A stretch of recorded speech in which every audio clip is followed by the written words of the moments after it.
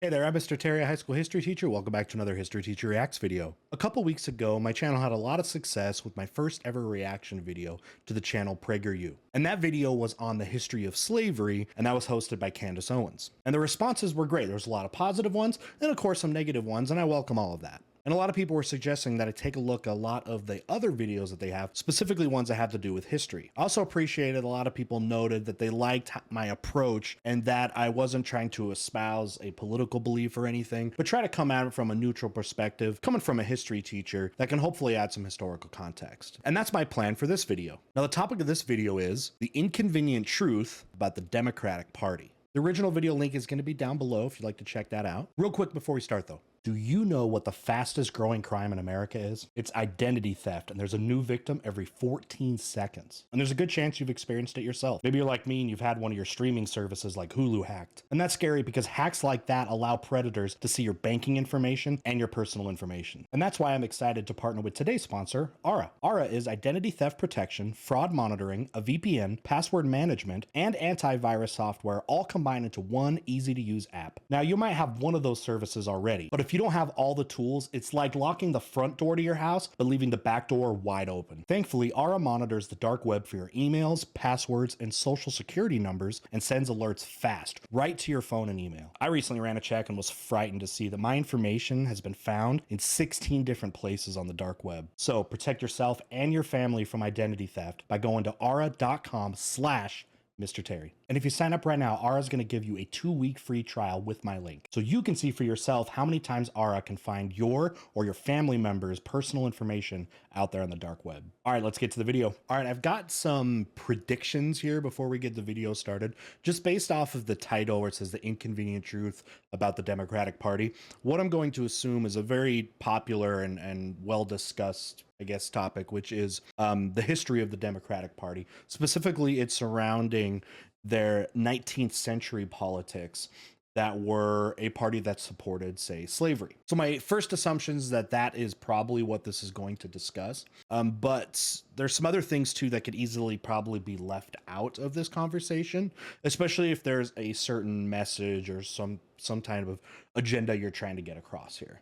And I'll try to chime in when I can. When you think about racial equality and civil rights, which political party comes to mind? The Republicans or the Democrats? Good question. Maybe you can ask yourself that. Let's see, who is she? Carol Swain, professor of political science and law at Vanderbilt University. Okay, very prestigious university that way. Yeah, racial equality, civil rights, Republicans and Democrats. Yeah, that's something you could ask yourself, right now, 2022. Go ahead, ask yourself.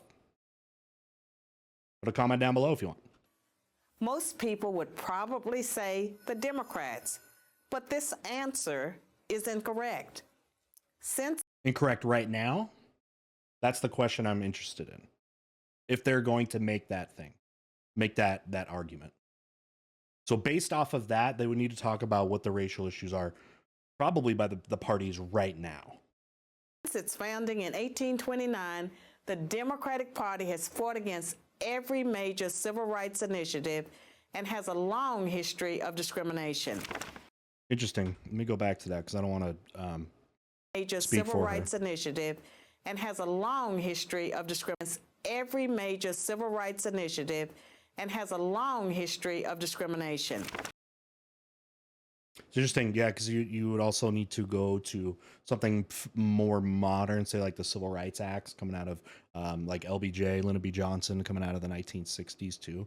And you can look at that to see how, that was a big thing that ends up changing the demographics of the political parties versus North versus South. And it caused one of the major splits in the Democratic Party, which, by the way, I need to add right now, has split and changed a lot.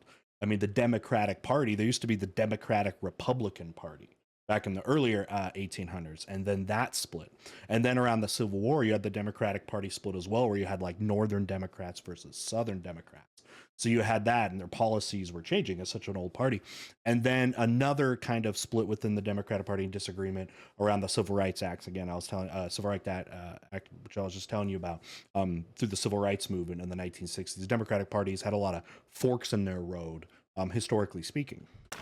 The Democratic Party defended slavery, Correct. started the Civil War, opposed Reconstruction, founded the Ku Klux Klan, imposed segregation, perpetrated lynchings, and fought against the Civil Rights Acts of the 1950s and 1960s.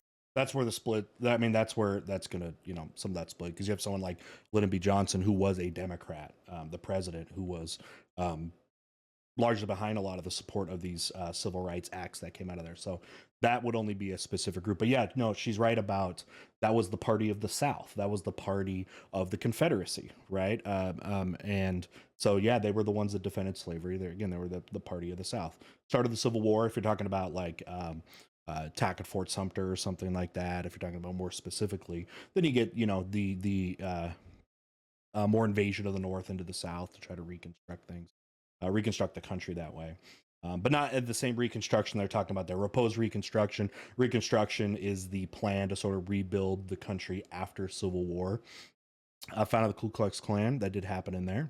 An interesting thought you could think about right now is the Ku Klux Klan right now, if you were to ask Ku Klux Klan party members, who do you think the politics of the two major parties in the United States, Republicans or Democrats, the modern Ku Klux Klan, who do you think they would side with more on that kind of thing? Or do you think it's the same as it was, again, back in the 1860s? What do you think? Let me know down below. Post-segregation, perpetrated lynchings, and then the Civil Rights Act, we just talked about that. How that was actually quite divisive. The Republican Party was founded in 1854 as an anti-slavery party. Among other its things. mission was to stop the spread of slavery into the new Western territories with the aim of abolishing it entirely. So that's why the Republican Party became more popular in the North, where slavery was not very common. And during westward expansion, you know, the big debate was, should these new states allow slavery? And for the most part, in the original kind of era of western expansion, you know, they would add a non-slave or slave permitting territory or state, and try to keep that even. So there was a big worry about if slavery, you know, continues and expands, that the population will be higher and higher for slave states, even though, again, under the Constitution at the time, slaves were considered 3/5 of a person when it comes to like voting population, right? And that means more representatives, more congressmen and stuff like that. So the North, you know, under the Republican Party, that was definitely something they were fearing as well. This effort, however, was dealt a major blow by the Supreme Court in the 1857 case, Dred Scott versus Sanford. Major. The court ruled that slaves aren't citizens, they're property. Right. The 7 justices who voted in favor of slavery, all Democrats. Right. The 2 justices who dissented, both Republicans. The slavery question was, of course, ultimately resolved by a bloody civil war. Right. The commander-in-chief during that war was the first Republican president, Abraham Lincoln, the man who freed the slaves. 6 days after the Confederate Army surrendered, John Wilkes Booth, a Democrat, assassinated President Lincoln. Now, there's a lot of politics that also influenced the decision to free the slaves. Not going to get into that right now. There's plenty of other content and stuff that you can look at behind that. But there are a lot of motives with that. Besides even like anything about racial equality, which people, you know, definitely separated from slavery. You can see that from Lincoln himself, and trying to disassociate the two. Lincoln's vice president, a Democrat named Andrew Johnson, assumed the presidency. Andrew Johnson was a very politically minded appointee for Lincoln, as a way to try to make his image a little bit better amongst more Democrat states, especially like border states and kind of states that were split on that a little bit more. So he was very much a politically minded appointee for the election, going forward into the next election, because he picks them up later. But they did not agree on everything, especially when it comes to this stuff. Why you'll see what a lot of people say is the Reconstruction that happened was not Abraham Lincoln's Reconstruction, okay, of the South. It was Andrew Johnson's, again, who was a Democrat that way. But Johnson adamantly opposed Lincoln's plan to integrate the newly freed slaves into the South's economic and social order. Johnson and the Democratic Party were unified in their opposition to the 13th Amendment, which abolished slavery, the 14th Amendment, which gave blacks citizenship, and the 15th Amendment, which gave blacks the vote. All three passed only because of universal Republican support. During the that was the last thing that the southern states wanted. Was that, because that would completely it could largely change their voting power based off of what obviously freed slaves are going to vote for, right? So you got that going on. There's something interesting that I've now been thinking about during this video that I think is worth asking about.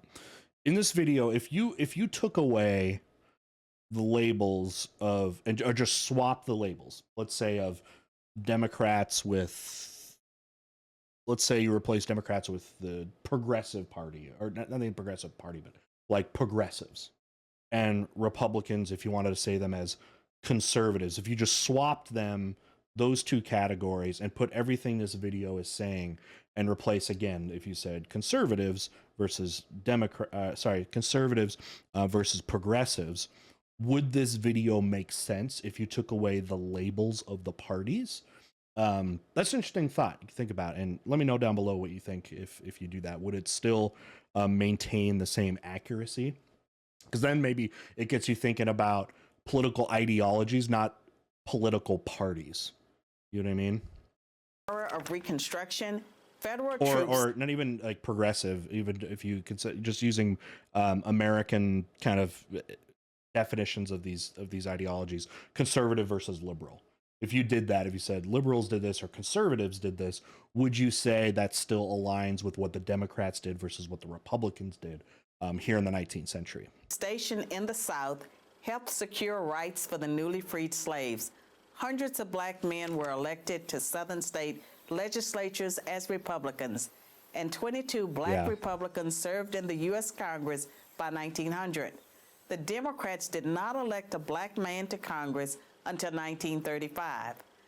But after Reconstruction ended, when the federal troops went home, Democrats roared back into power in the South.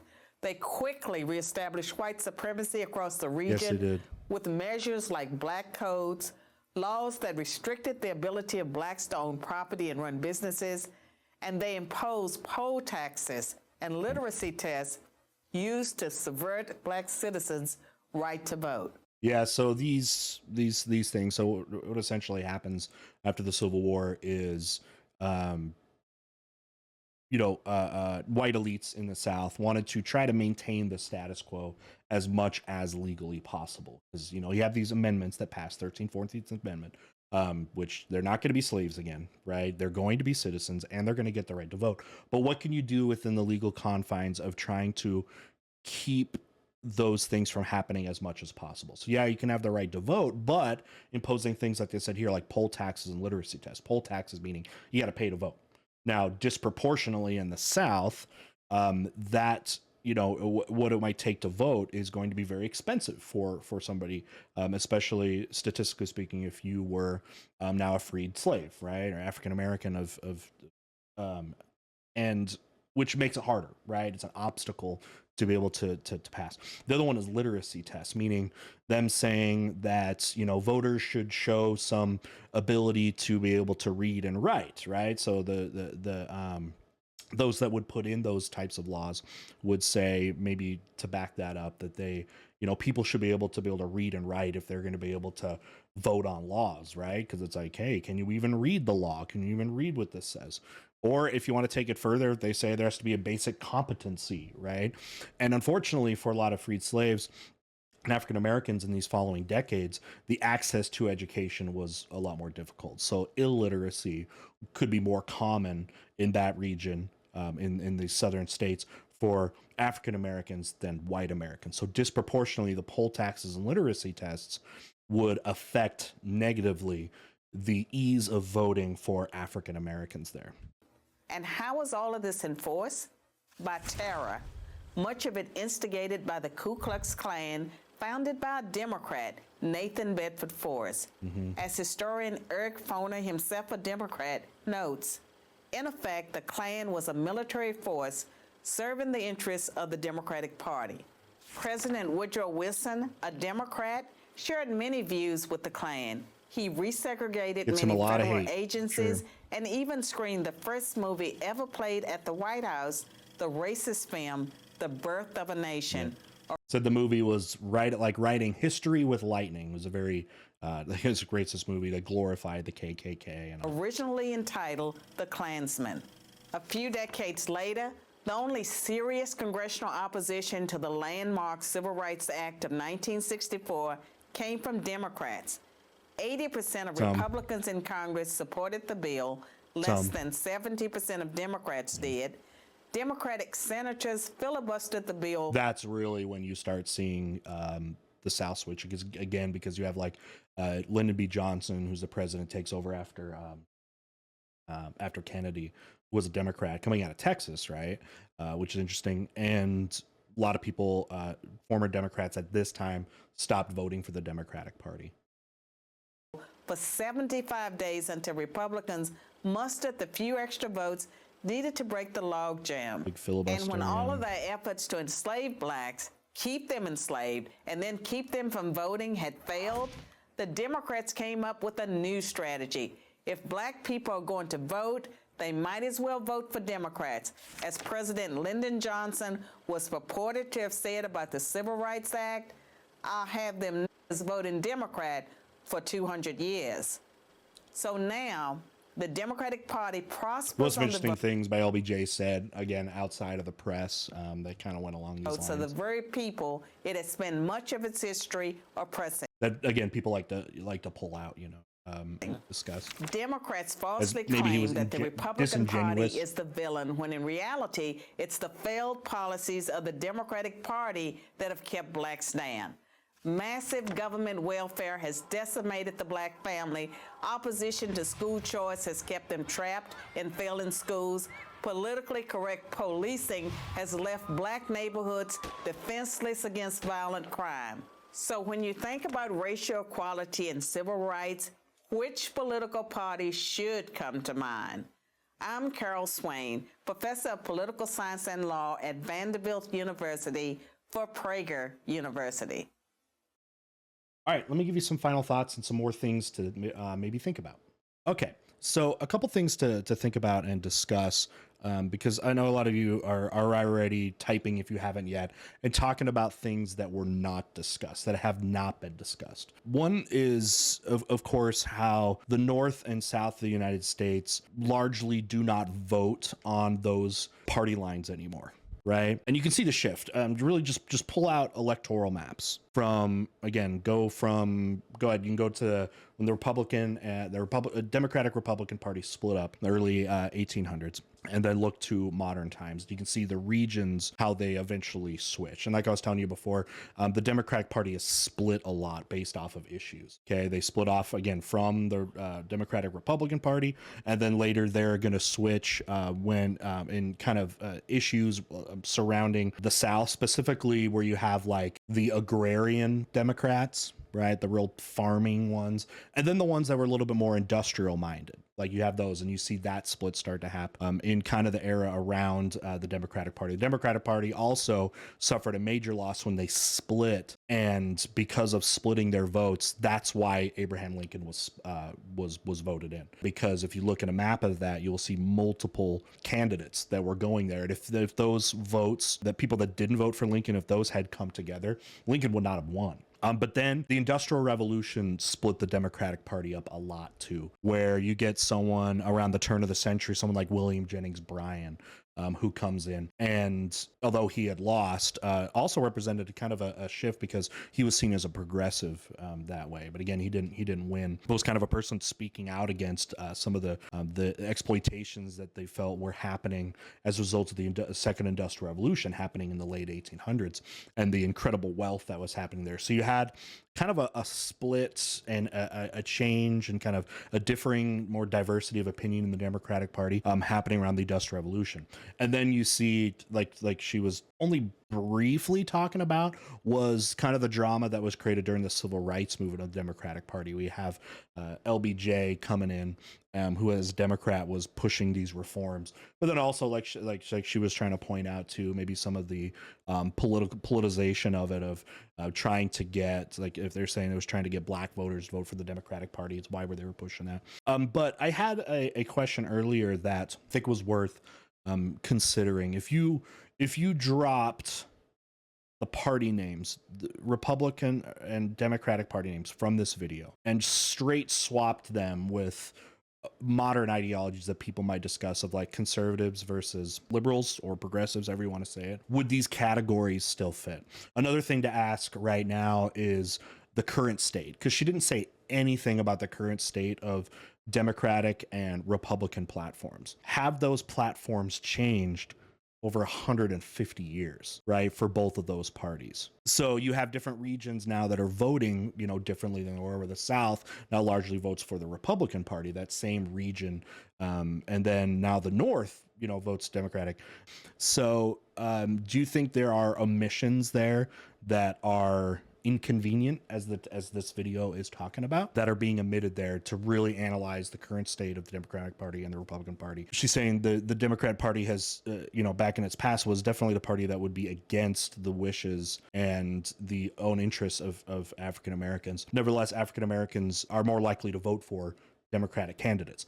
So a question I would ask in rebuttal is, why do you think that is? Why would African Americans, who, again, she's saying have had the history of the Democratic Party has voted against their interest, why do they vote for Democrats now? Is it they're being misled or something like that? That would be a follow-up question to that, and you can, you know, feel free to discuss that down below. Just make sure you're civil about it. But anyways, those are just kind of some of the thoughts across my head, and some of the things I thought that may be omitted when truly talking about the state of these parties, because it really looks like in this video they're trying to use the history of these parties to defend the parties today. And a question would be, is that fair? Is it unfair? You're talking about parties and policies that are 150 years old, sometimes longer. Is it fair to do that, or does there need to be more stress on what the parties' platforms are today? All right, with that, I enjoyed watching this and just getting the perspectives. Again, I'm one that likes to hear lots of different things, and hopefully, again, I can come in and just add a few thoughts without trying to be like preachy